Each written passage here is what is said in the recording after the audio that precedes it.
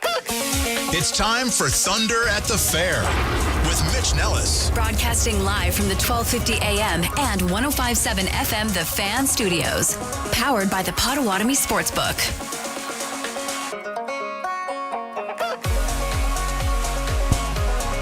Good morning and welcome in. Good midday, good beautiful day here at the Wisconsin State Fair. My name is Mitch Nellis, a.k.a. Thunder.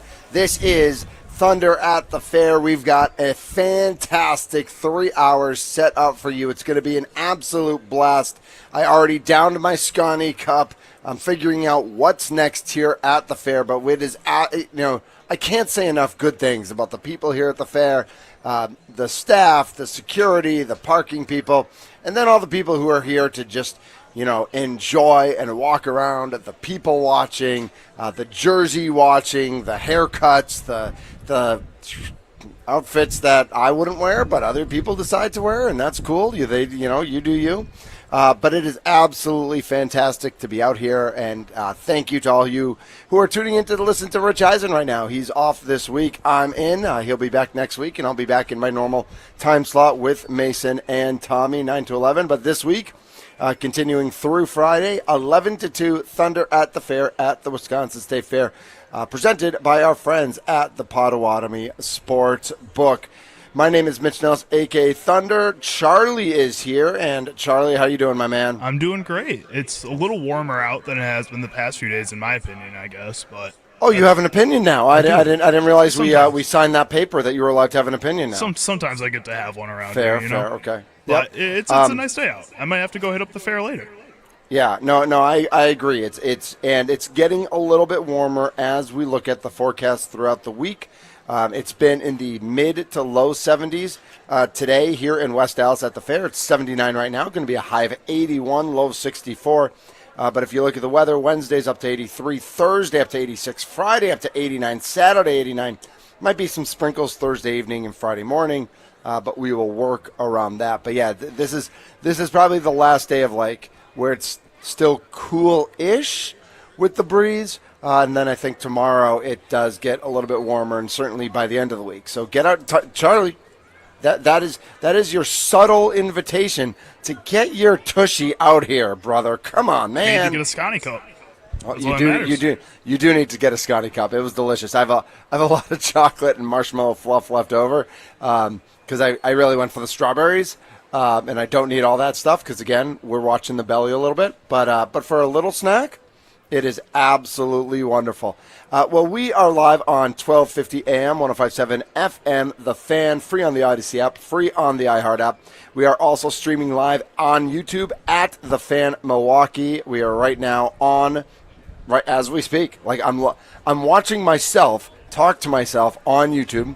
Always a weird thing. And the Milwaukee Brewers might never lose another game. I mean, they literally might never lose another game, especially against a bad team. I wonder how this will all shake out when the Mets come to town on Friday and when they match up against the Cubs in the middle of August.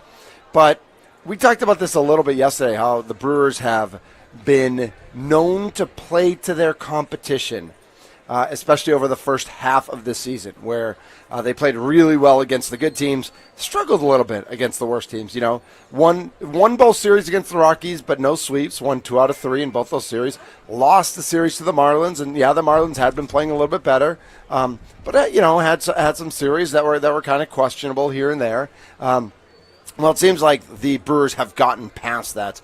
Last night, not the drubbing that we saw in Washington, D.C., but literally the one hit. And Charlie, I don't know if you have it available or if you can throw that, but there was one hit that mattered last night for our Milwaukee Brewers. They send Yelich, he goes, and a swing and a drive to right field. This is hit a ton. It is gone for Collins. A 3-run shot, and the Brewers have the lead. 7th home run of the year for Isaac Collins. Sweeper right down the middle. How about this kid, Isaac Collins? Absolutely crushed by Collins. It was a no-doubter there in the top of the 4th. The Brewers gave up a home run Quinn Priester, and we'll talk about him in a second. He gave up a home run, I believe, on the first pitch of the game to Jerks in Profar. It was 1-0 Braves. And Isaac Collins had a 3-run homer in the top of the fourth, and that was all the scoring. There were 2 swings. There were 4 runs scored, 1 solo home run, 1 3-run home run, and the Brewers were on the positive side of those home runs last night with a 3-1 win over the Atlanta Braves. The Brewers did not beat up on Eric Fetty the way I thought they would. I would have gotten my parlay wrong at Potawatomi. I will say Bill Contreras did walk twice, so I feel like he wasn't really given the opportunity to hit a home run. But Joey Ortiz did not get a hit, so that would have ruined the parlay anyway. But the most important thing at the end of the day is that our Milwaukee Brewers won. It's a little icing on the cake again that the Cubs lost. And again, it's not that the Cubs lost, it's that the second-place team lost. I don't care if it's the Cubs or the Reds or the Pirates or the Cardinals. I'm not getting into this special thing with the Brewers and Cubs. I made that very clear yesterday. I don't really care about the Cubs. I care about the Brewers. So I'm happy that the second-place team lost, regardless of who they are. It just happens to be the Cubs right now. But how about 7 innings, 2 hits, 2 walks, 4 strikeouts, 1 earned run, that home run, that was it. Quinn Priester is now 11-2 for the Milwaukee Brewers. And I don't know if Quinn Priester's like mom or dad or like favorite aunt or godmother or who. I don't think there's anyone who could have predicted what is going on. Quinn Priester in 2023 pitched in 10 games for the Pirates, was 3-3 with a 7.74 ERA. In 2024, he pitched 10 games for the Pirates again and then pitched 1 game for the Red Sox. He did go 3-6 with a 4.71 ERA, getting better. In 21 games, so he pitched 21 games in his first 2 seasons, 10 and 23, 11 and 24. He was overall, he was 6-9, and his ERA was somewhere like in the low 6s, okay? In 21 games in 2025, he is 11-2 with a 3.15 ERA, with a whip below 1.2, which is absolutely fantastic. He's given up 98 hits in 114 innings. He has struck out 93 and walked 38. He has been absolutely phenomenal for this Milwaukee Brewers team. Charlie, is there any, Tommy and I have huge man crushes on Quinn Priester at this time.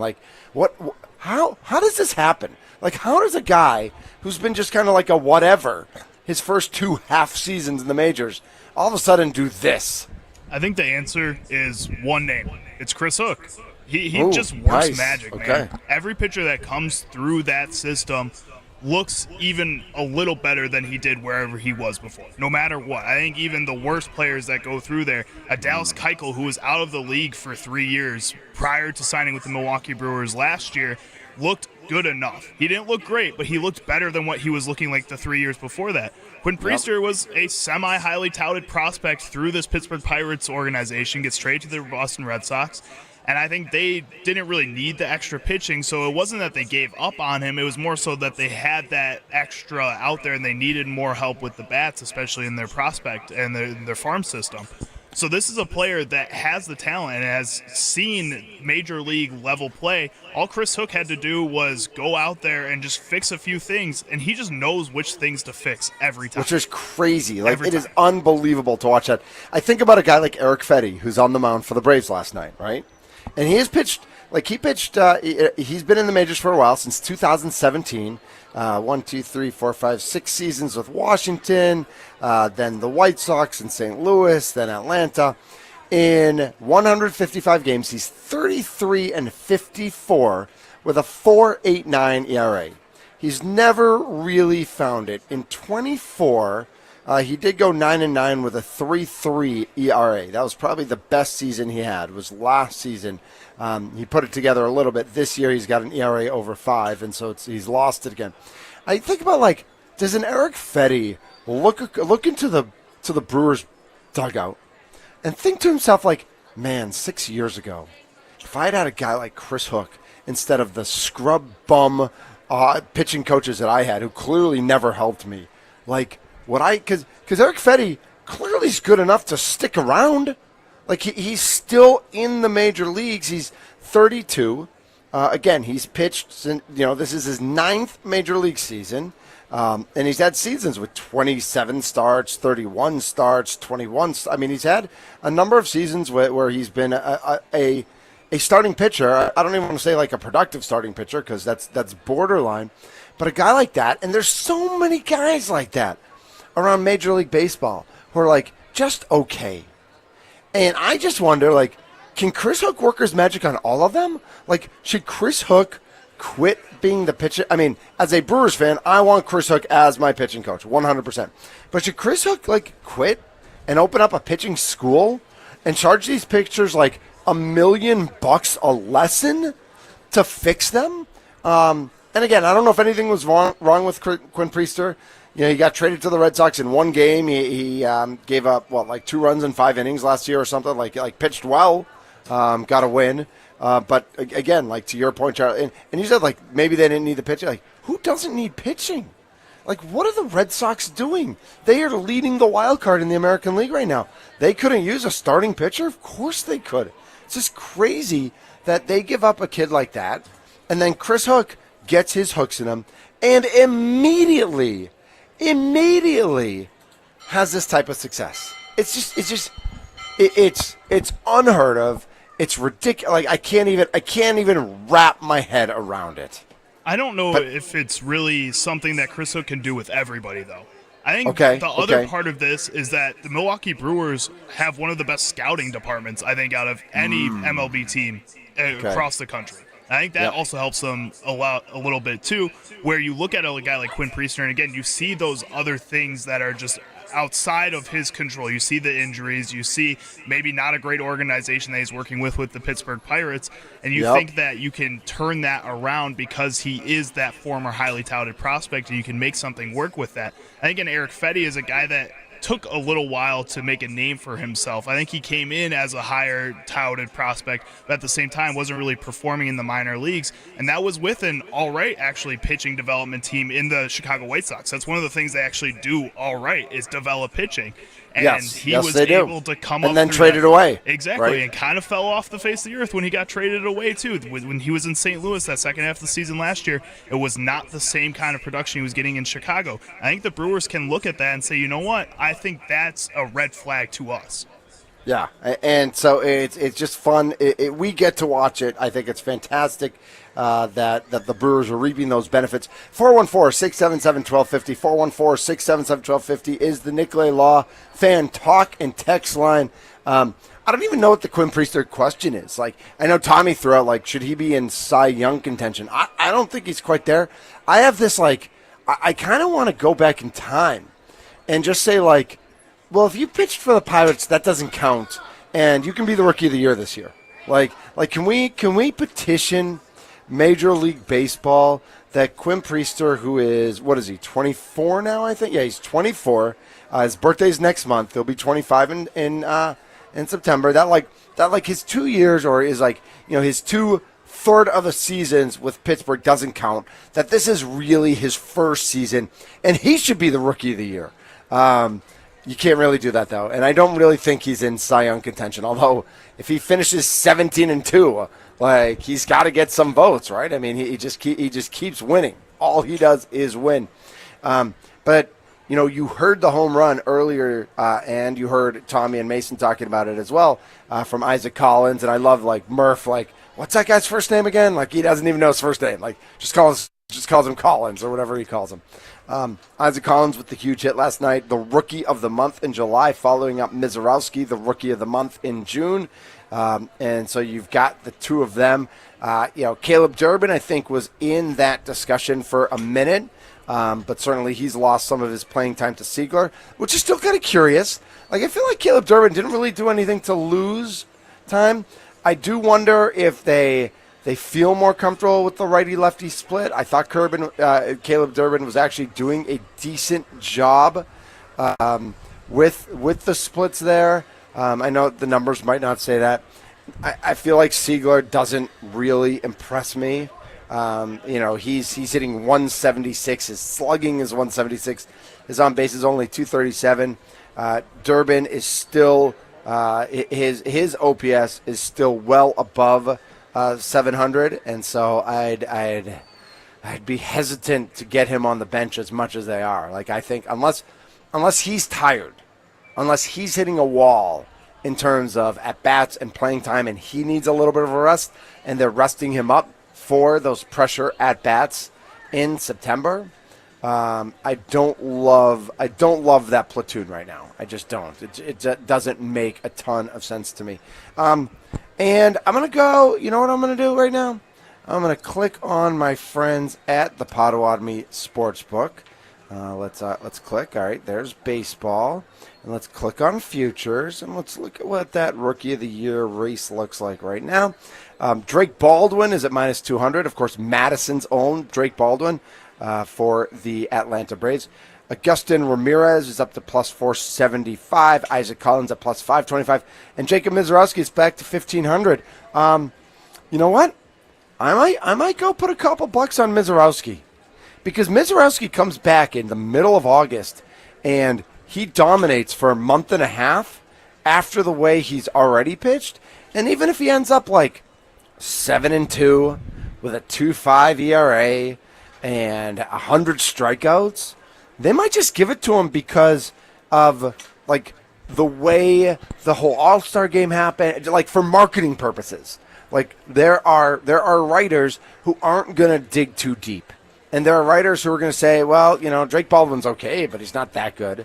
And Agustin Ramirez is okay, but he's not that good. Mizorowski's really good. He just only played half the season. He didn't play the whole season. But he's better than those guys. And as much as we love our guy Collins, like Mizorowski's better than Collins, I think that Mizorowski bet, I think that wager, we got to talk to our friend Austin Herdina, but I think that might be the way to go, Charlie. I would think that, I know we were mad at ourselves when Mizorowski made his debut and he was at plus 1,500 and then became the favorite at like minus 250. He's back to plus 1,500. $10 to win $150. Like, I got 10. You know what, Charlie? I don't have a lot of money, but I got $10, right? Yeah, exactly. I got $10 too. I think I look at that and I say the biggest obstacle in front of Jacob Mizorowski, or the two biggest obstacles actually, are one, if he gets moved to the bullpen at any point in the season. I think that kind of kills any type of Rookie of the Year odds for him. Because I think that's just people are going to look at that and say that he's not as valuable coming out of the bullpen as he is as a starting pitcher. The other thing is that Paul Skeens did a lot of what Jacob Mizorowski is doing right now last season. And I think because of that, a lot of people are going to be comparing a Jacob Mizorowski to a Paul Skeens. And if Jacob Mizorowski doesn't finish this season as a starting pitcher or even pitching at all, they're only going to compare that to Paul Skeens and denote him for that because he wasn't pitching or isn't stepping up to that same caliber as a guy like Paul Skeens, who was a Rookie of the Year, made the All-Star game his first year, all kind of like a Jacob Mizorowski. You're not wrong. I'm clicking on Paul Skeens right now, just checking out his stats from last year. Paul Skeens was 11-3 with a 1.96 ERA in 23 games. So Jacob Mizorowski, you're right, is not going to get to that number. And so if he's 7-2 with a 2.2 ERA, man, Skeens 170 strikeouts in 133 innings last year. Yeah. That is absolutely crazy. This year, he's got 16 less strikeouts and 5 more innings. So he's still got a ton of strikeouts, but not quite the same numbers as last year. This year, Skeens is 6-8 with a 2.02. Last year, 11-3 with a 1.96. So in his career, he's 17-11 with a 1.99 ERA, a .93 WHIP. Skeens is, and he had one of his worst starts ever, that matchup against Mizorowski, like 5 runs. And that's what the Brewers do. Like, we can talk as much about they don't have the power hitters. They just keep coming at you. All right, we got a lot more Brewers talk to get to. We're going to talk about these rookies as well. Lily Zhao from Fox 6 is going to join us at the end of this hour. Gabe Lax, USA Today baseball writer, is going to join us at 12:20. Mike Jocko-Jocks from Madison is going to join us at 1. We got to talk about Nate Hobbs. We got to talk about Logan Henderson a little bit more. We got to talk about the college football coaches poll that came out. Also, the vote that happened yesterday that the NCAA tournament will not be expanded past 68, at least for next season, but they did leave the opportunity open, the door open for future years. My name's Mitch Nellis, a.k.a. Thunder. I am at the Wisconsin State Fair. It's Thunder at the Fair on The Fan.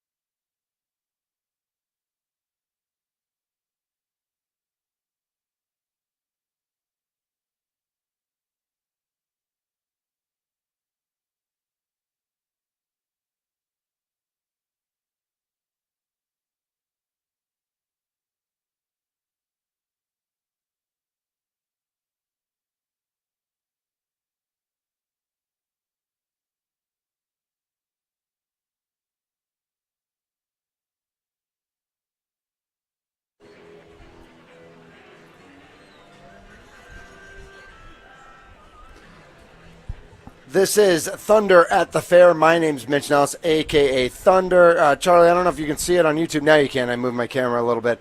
Old school, Awesome. but got the green and purple Bucks. Today is Bucks Kids Day at the fair. I don't know exactly what that means, but I do know, like, in between the livestock hall and the new dairy hall, there's a huge, like, grass field out there, and they've got Papa shots set up and those fake tattoos and all the kid stuff. I'm sure they're trying to sell you season tickets too. Probably. No thank you, by the way. I love Eliza. I love you at the Bucks. I've been a Bucks season ticket holder for 6 years. I said no this year. I'm still trying to figure out if I'm going to do like a 10-pack or something like that. I still want to go to something, right? Right. I mean, I still want to go to some games as a fan. I will have, I'm sure I will cover some games as a member of the media, because I host a local sports talk show. Do you like all my? And I'm wearing my. I don't you know know what if I you do? did air quotes when it's all Right, true. right. Yeah. It just feels like local media. You know what I wear every day, Charlie? This is hilarious. So inside. I'm so dumb. I wear a Brewers media pass. Uh-huh. Just like and they like you can walk in with your backpack. Like there's no backpack rules here. Like you don't. It doesn't have to be a clear backpack. There's no like you're not going to a Packers game where it's a purse or they like throw it away or make you walk back to your car. I remember a number of years ago, a friend of mine was going to a preseason game, and it was Rodgers and I think Greg Jennings was still on the team too, and it was the third preseason game of the year, and she walks up with her family, and she's got her big purse, and like they won't let her in with her bag. So she has to go all the way back to her car, put the bag in, come back, and on the I think the first or second play from scrimmage, Rodgers hits Jennings for like a 70-yard touchdown pass. They come out of the game. Like that's it. Like they were going to play a couple series, but they did that, done, and my friend missed it. Like she missed because she had to go back to her car, and that's the worst. I understand the security concerns. I understand all the reasons for not bringing in bags, but I think some of it's a little ridiculous. And so I appreciate that at the state fair, like I don't need a special, like at Summerfest, I think you can't bring in a backpack, so you'd need a special pass. And when I came here on Thursday, I didn't know if I need a special pass or not to get my backpack in. So I figured, if I put my Brewers like press pass on, like I'll look official, like. But you know, there were no issues. I got in, no problem. So this is Thunder at the Fair. My name's Mitch Nellis, a.k.a. Thunder. It's 1250 AM, 105.7 FM, The Fan. We're on YouTube as well. So go to @TheFanMilwaukee. Your comments right there. You can throw them up on the YouTube channel and chat back and forth. I did that a little bit during Mason and Tommy.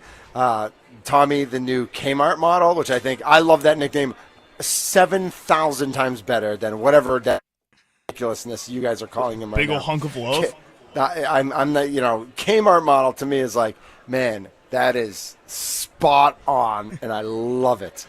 But so feel free to chat there. Feel free to use the Nicolay Law Fan Talk and text line 414-677-1250. 414-677-1250. You can give us a call or you can text us. Lily's out coming up in just under 10 minutes. But I did want to talk about Nate Hobbs because I think this is a big deal.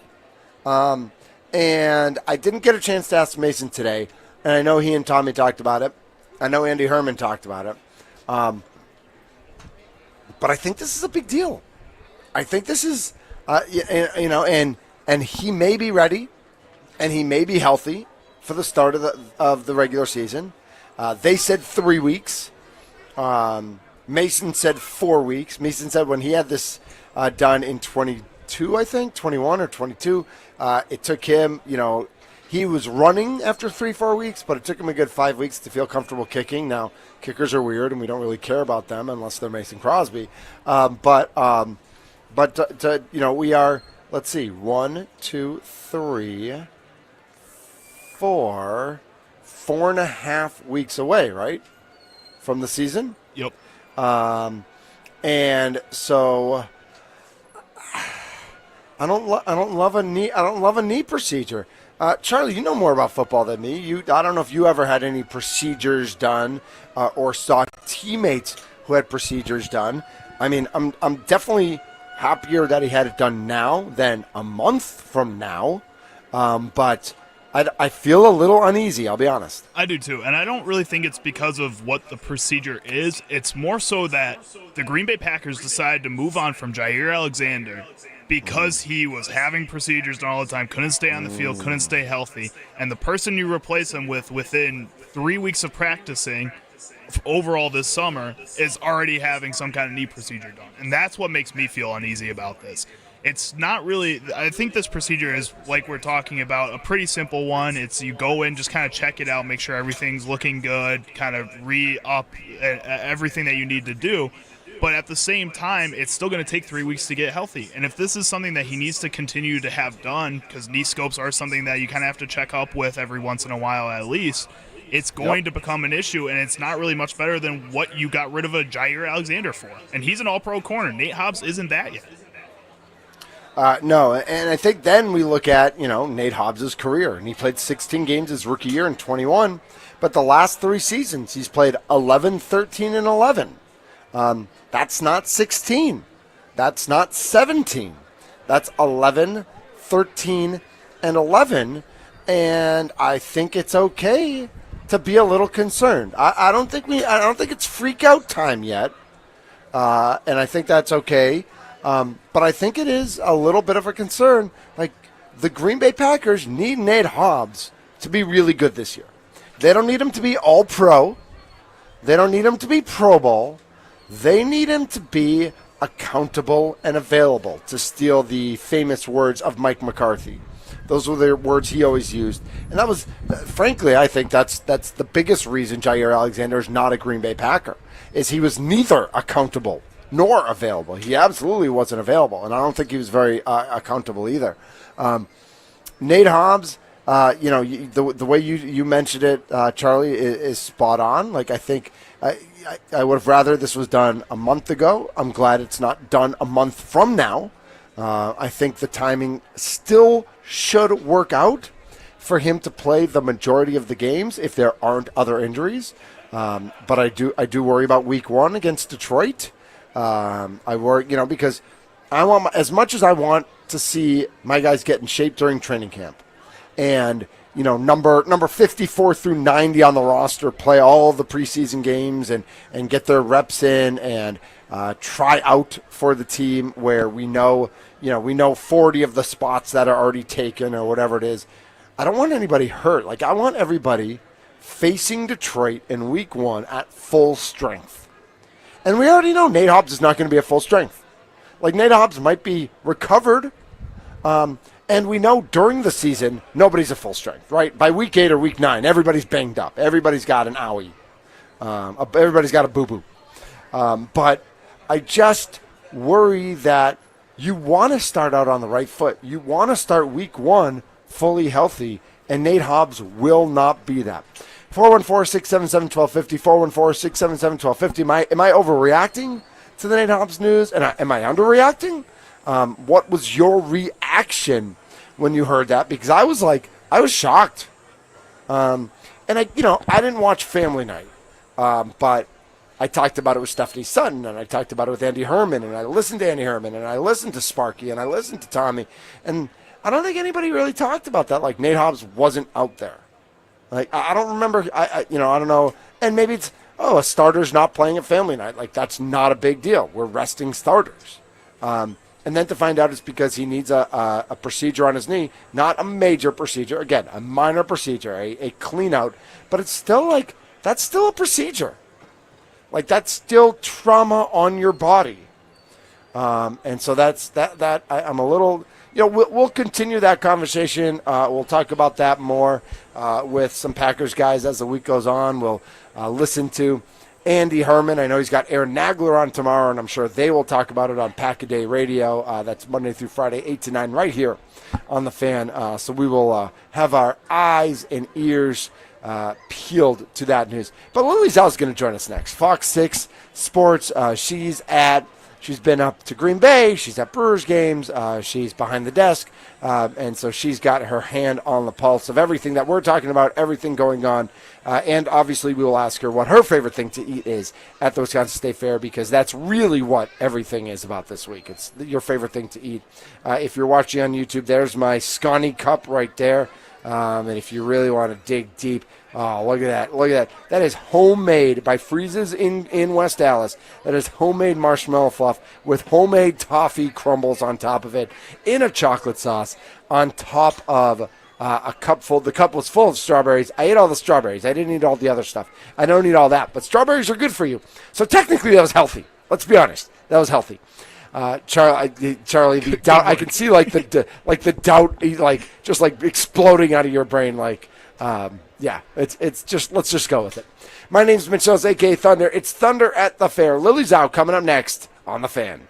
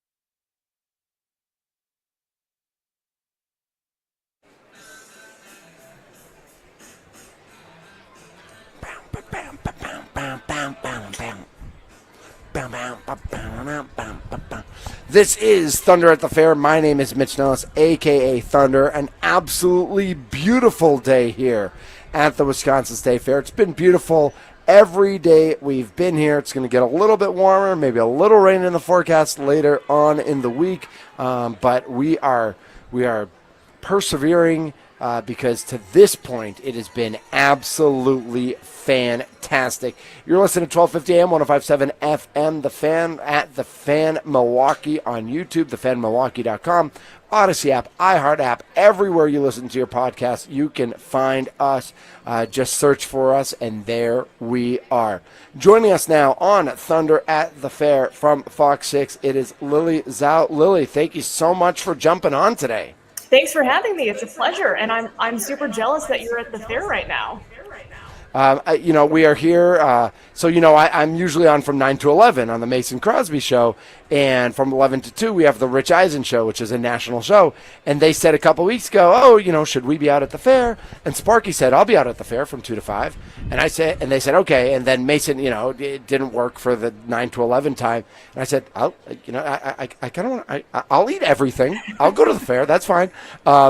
So here I am, and I'm tasting everything. I'm not eating everything. I'm tasting everything. Do you have a fair favorite? Do you have something that you've had that you have to have at the fair? Anything like that? Oh, man, that's a good question. I mean, I love cheese curds. That's a very bland answer, but I will say I haven't been No, to the but they're fair so this good. year.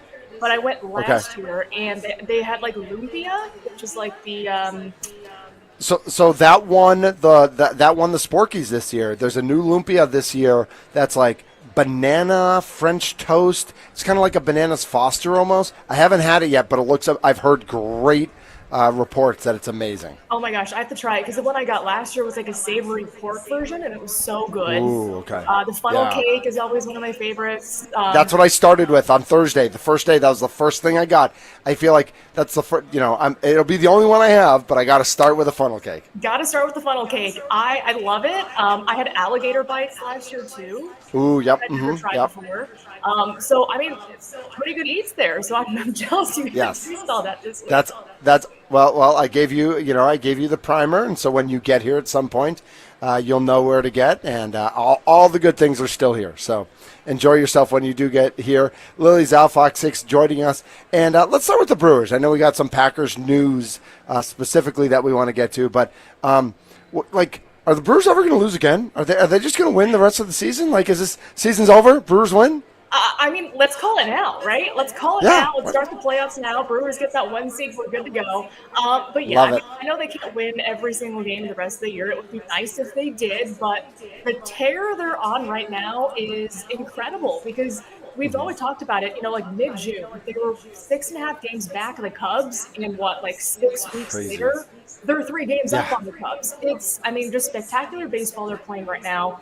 They're doing it in all facets. I mean, they're hitting, they're doing the small things on base paths. Obviously, they're good defense, and they're pitching. I mean, they're a complete team right now, and it feels like whoever leaves the lineup, the guy replacing him in the lineup, is still batting and playing well. So it's not like they're losing when they lose some big names.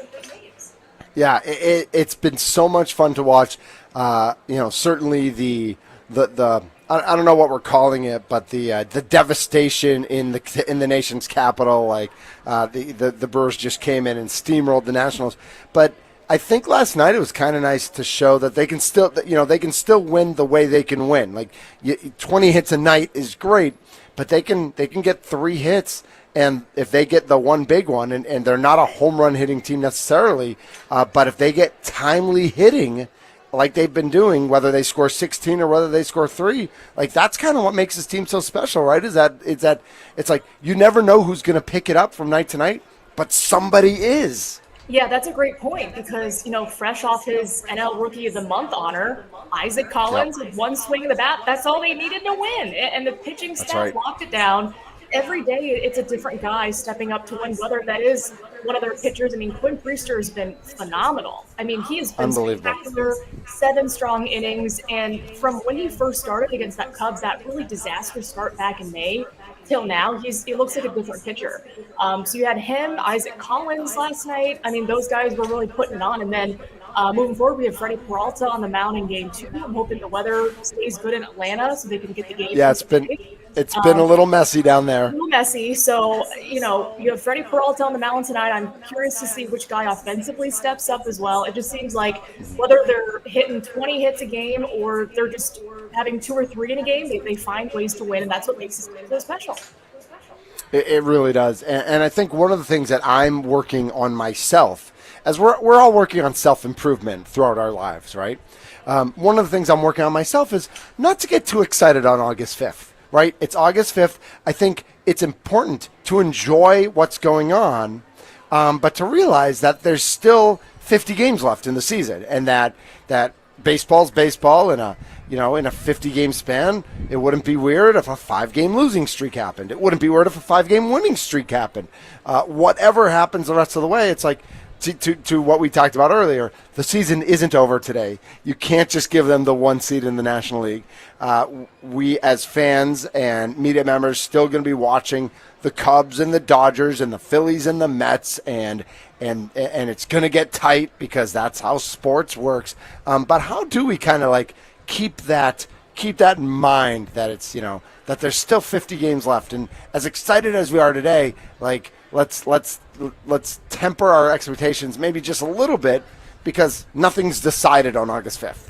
Right. Nothing is set in stone. You mentioned that there are so many games left to play, and don't forget, there's still a 5-game series, one of doubleheader against the Cubs in Chicago in 2 weeks. And so that really could potentially decide the decision race. Hopefully the Brewers come out and win that long series, but you still have very important games coming up. And when you're looking at the schedules for, say, the Cubs, I mean, their schedule, quote unquote, looks easier than the Brewers does. And so there's still a lot of baseball to be played. Again, guys are coming and going from the IL, so you're going to get contributions coming back for Rhys Hoskins, potentially Jacob Mizorowski. So there are good things to look forward to for this Brewers team. But you're right. We can't, Brewers fans can't say we won the World Series. It's August 5th.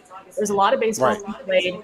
The teams behind them in the NL are still really, really good. And just for how deep the National League is this year, I think it is really imperative for the Brewers to try to get one of those top 2 spots. So there's still a lot to play for. Yes, it is. You don't want to be another wild card team. So again, the way this Brewers team is playing, I think they have a fair shot of getting the top 2 seeds. But they just got to keep playing the way they know they can keep playing. Yeah, we've had enough of that the past few years, right? Playing in that wild card around, and whether it's Arizona or Atlanta, or last year with the Mets, or a few years ago when it was the 1 game and we lost to the Nationals. We're tired of that wild card round. Get one of the top 2 seeds. It's almost too bad. I get it. The top 2 seeds are the top 2 division winners. But if you look at the seasons the Brewers and the Cubs are having, it's almost too bad it's not just the top 2 teams with the 2 best records, because potentially it could be. And it's, I know that Brewers fans like to make fun of Cubs fans and vice versa.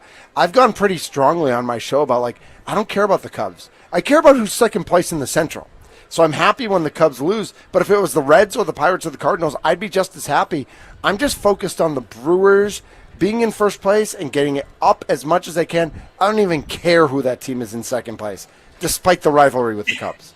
Yeah, that's right. You got to just, focus on the team and how many wins they can stack, because, again, you mentioned it, it's a long season. Winning streaks come, losing streaks come. So what you can do now is stack wins against teams that you should beat. And they did that against the Nationals in a big way. They should do this against the Braves team. The Mets are kind of struggling, so they have a good chance to win that series as well. But keep stacking wins. Every win is so important, especially when it kind of gets into the nitty-gritty, last couple of weeks of the season. You need every win you can get, and the Brewers are finding ways to do that. Lily Zhao, Fox 6, joining us on Thunder at the Fair, special programming during the Wisconsin State Fair. I am here. I really enjoyed my Scotty Cup from Freeze's Candy Shop in West Dallas. They are in the dairy pavilion, the brand new dairy pavilion, which is beautiful. So, Lily, when you get here, you'll have to walk through the dairy pavilion. Because it's, the line for the cream puffs is a little crazy, but there are other stands there with lots of other things. The Scotty Cup is really, really good if you get a chance for it. But Lily Zhao from Fox 6 joining us, and we got the news this morning, or I assume most of us woke up to it, that that our starting cornerback has a boo-boo, isn't feeling so good. Nate Hobbs undergoes a procedure. I don't know if we saw this coming at all. I don't know if we should be nervous about it. I'm a little nervous about it. I'll be honest. I don't love it. Yeah, it is tough news, and I think my ears kind of perked up because, Brian Gutekunst did a pre-family night interview, and he mentioned Nate Hobbs wasn't practicing. He was dealing with something, be out a couple of weeks, and so I was like, oh, I wonder what that is. And of course, news came out that he was getting a minor knee procedure to kind of fix a meniscus tear, and the optimistic prognosis is about 3 weeks. I know Matt LaFleur didn't really put a timetable on it today, but the expectation is that he could return for their season opener against the Lions. And it is disappointing. I mean, this is a guy who, they brought in on a big contract. One of their big offseason acquisitions is supposed to kind of help fortify that quarterback group without Jair Alexander. And he's new to the team. I think this has been a second year. You have a year under your belt with Jeff Hafley in that defense and the scheme, but I know it's tough. He's going to miss the rest of training camp. It's not what fans want to hear, especially because, Nate Hobbs is going to be one of the starters back there. So can he keep building and learning that playbook without being on the field physically, and will he kind of be up to speed week 1 against the Lions? That's going to be the big test. And I think for now, without him there, it's the young quarterbacks. Like, they get this preseason slate to shine and show, can we get that number 4 spot? So there's a lot of important battles there, but I know it's certainly disappointing that Nate Hobbs won't be out there for the rest of training camp. Yeah, I think that, you mentioned it, and that's what worries me, is that he's not ready for week 1. And I think it's going to be tight. I mean, I think it's going to be down. You mentioned it. They talked about how it's 3 weeks, and that could be 4, we're 4.5 weeks away from opening day, Packers hosting the Lions at Lambeau. And it's just like, I'm a little, I wish this had happened a month ago. I'm glad it's not happening a month from now. So the timing's not perfect, but it's not the worst. But you also mentioned it's not really the position that is the deepest. And we've talked about that. We talked about that every day since training camp started, right? Cornerback is just not the position that's the deepest for this Packers team, and they really need Hobbs and Nixon to step up, and then Valentine looks like he's gonna, and Bullard are gonna chip in there too. But if Hobbs isn't out there, like, I start getting nervous very quickly about what this defense is going to look like, Lily. Yeah, it's going to be tough, and we obviously have seen the physicality that Nate Hobbs brings to this defense, and just how much of a hard hitter he is, and the energy he brings to practice. So that will be missed, but I would imagine once he's back, he'll be coaching up guys and still learning in that facet. But yeah, it is discouraging that you have a really important part of your defense missing the rest of training camp, where it's going to be invaluable for him in his first year with the Packers to really get everything, every box checked before the season begins. So it's a little disappointing in that regard. But we have to believe that, he's a veteran player. He knows what he's doing. The Packers made sure he got the surgery at the right time. So as you mentioned, it doesn't affect him during the season. Because I was reading it, he could have probably played on with this tear, but that probably could have led to much worse knee issues. So good to get it out of the way early, make sure he's ready for the regular season, and hopefully he stays healthy. Absolutely. Lily Zhao, follow her on Twitter at Lily S. Zhao, Z-H-A-O, at Lily S. Zhao on Twitter. She is at Packers practices. She covers the Brewers. She covers all Milwaukee sports for Fox 6. And so with the Packers, can you believe there's a game Saturday night? Like, can you believe that? I mean, it's not a real game.